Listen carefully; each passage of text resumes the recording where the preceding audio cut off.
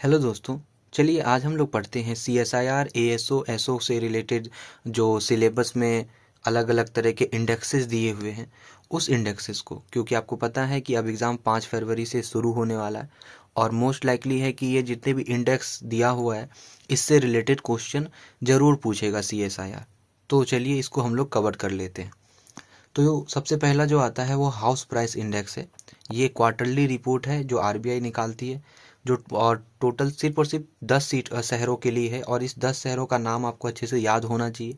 हो सकता है कन्फ्यूजन के लिए कुछ ऐसे शहरों का नाम दे दे जो कि उसमें ना हो। तो मुंबई, दिल्ली, चेन्नई, कोलकाता, ये जो हमारे 4 महानगर हैं इसका नाम है। बेंगलुरु, लखनऊ, अहमदाबाद, जयपुर, कानपुर एंड कोची।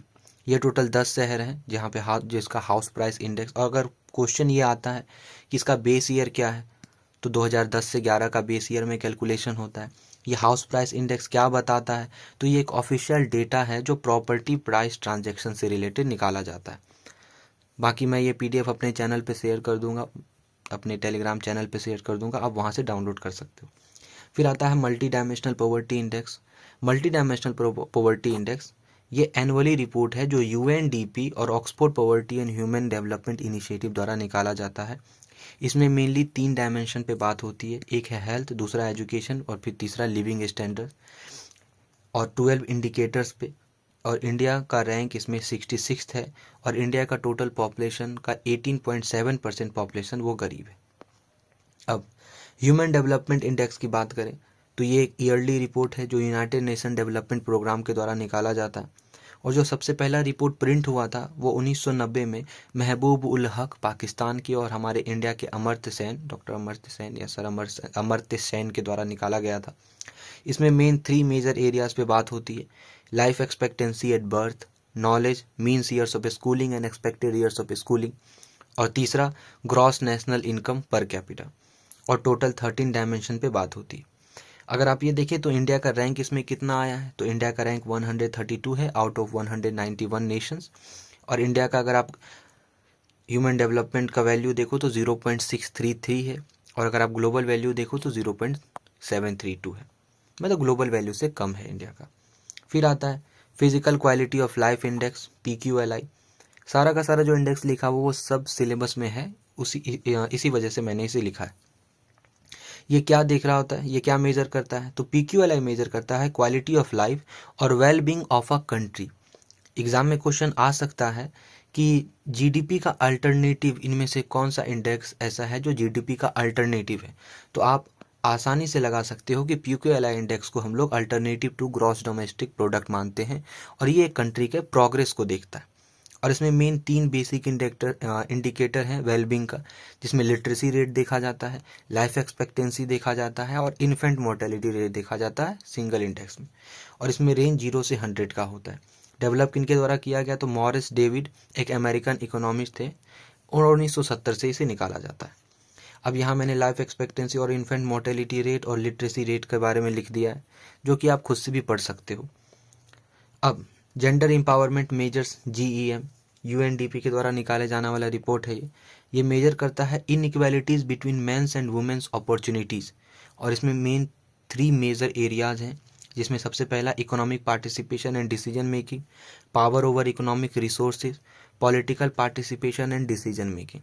ये तीनों में जो मैन और वुमेन के बीच जो अपॉर्चुनिटी का जो इनइक्वालिटी है उससे रिलेटेड ये रिपोर्ट निकाला जाता है। एक एक्स्ट्रा जो उसमें नहीं था लेकिन फिर भी मैंने ऐड कर लिया, global gender gap report yearly report है, वर्ल्ड इकोनॉमिक फोरम के द्वारा निकाला जाता है। इसमें मेन 4 की डायमेंशंस पे बात होती है: economic participation and opportunity, educational attainment, health and survival और पॉलिटिकल एम्पावरमेंट। इसमें स्कोर 0 से 1 के बीच देखा जाता है। और जो इंडिया का इसमें है वो 127th रैंक है। हालांकि अगर ऐसे ट्रेंड पूछा जाए कि इंडिया का ये जो ट्रेंड है, ट्रेंड वो इंक्रीजिंग ट्रेंड है या डिक्रीजिंग ट्रेंड है, तो आपको इंक्रीजिंग पे लगाना है, क्योंकि इंडिया जो है अपना स्कोर बढ़ा रहा है इसमें। तो ये ग्लोबल जेंडर गैप रिपोर्ट हुई। हमेशा याद रखिएगा कि कौन पब्लिश करता है, वो दिमाग में रहना चाहिए, क्योंकि कन्फ्यूजन क्वेश्चन इसी से बनता है, कन्फ्यूजिंग क्वेश्चन। फिर आता है जेंडर डेवलपमेंट इंडेक्स, UNDP के द्वारा निकाला जाता है। 3 basic dimension of human development, health, life expectancy, education, जिसमें 25 साल का एज या उससे ऊपर के एज तक के बारे में देखा जाता है। फिर आता है ग्लोबल इनोवेशन इंडेक्स, ये भी एनुअली रिपोर्ट है। वर्ल्ड इंटेलेक्चुअल प्रॉपर्टी ऑर्गेनाइजेशन वीपो के द्वारा निकाला जाता है। इस वीपो का हेडक्वार्टर जेनेवा स्विट्जरलैंड में है। ये सेल्फ फंडिंग एजेंसी है यूनाइटेड नेशन का, और टोटल 193 नेशंस जो है इसका मेंबर है। और 2023 एडिशन को रिवील किया गया और कहा गया कि ये जो ईयर है, this years most innovative economies in the world. इस साल को कहा गया कि ये जो है वो एक मोस्ट इनोवेटिव इकोनॉमी है पूरी दुनिया का। इंडिया का रैंक इसमें 40 था, 40वां नंबर पे है। अब इसमें ये मेजर करता है इकोनॉमीज इनोवेशन इकोसिस्टम परफॉर्मेंस। अगर आपसे पूछे ग्लोबल इनोवेशन इंडेक्स जो है वो क्या मेजर करता है, तो आप आसानी से बता सकते हो कि सर ये इकोनॉमीज इनोवेशन और इकोसिस्टम परफॉर्मेंस को मेजर करता है। फिर आता है technology and innovation report. Technology and innovation report publish किया जाता है United Nations conference on trade and development UNCTAD के द्वारा, और ये डेवलप किया, और ये इसमें बताया गया है कि जो डेवलप कंट्री है उसको ग्रीन टेक्नोलॉजी से ज़्यादा बेनिफिट है as comparison to developing countries. मतलब ये कि ग्रीन टेक्नोलॉजी के आने से सब ज़्यादा बेनिफिट है, तो वो डेवलप कंट्री को हुआ है, डेवलपिंग कंट्री को उतना नहीं हुआ है। इंडिया का रैंक इसमें 46 है 166 देश में, और जो टॉप के कंट्रीज़ हैं इसमें वही US, स्वीडन, सिंगापुर, स्विट्जरलैंड और नीदरलैंड। ये याद रखिएगा, एटलीस्ट 2-3 भी हमें याद होना चाहिए। फिर आता है हमारा ग्रीन इंडेक्स। ग्रीन इंडेक्स को रिलीज किया जाता है वर्ल्ड बैंक के द्वारा, और वर्ल्ड बैंक का एक ऑर्गेनाइजेशन, एक इंस्टीट्यूशन है, इन्वायरमेंटली सस्टेनेबल डेवलपमेंट डिवीज़न।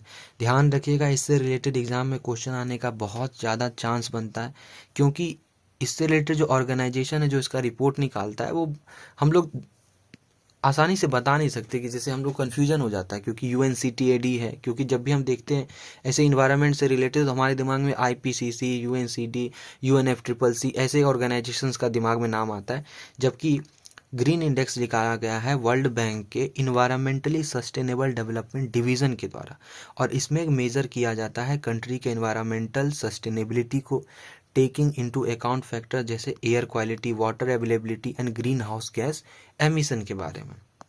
और फिर बाकी ये सस्टेनेबल डेवलपमेंट गोल है, आपको पता है 17 गोल को याद कर लीजिएगा कि ये कहाँ कैसे आया था। और इसी के साथ जो है ऑल द बेस्ट जिनका भी पेपर है 5 फरवरी को, ठीक है। एक बार इसको आप पूरे अच्छे से पढ़ लीजिए। मिलते हैं किसी नई वीडियो में, तब तक के लिए थैंक यू।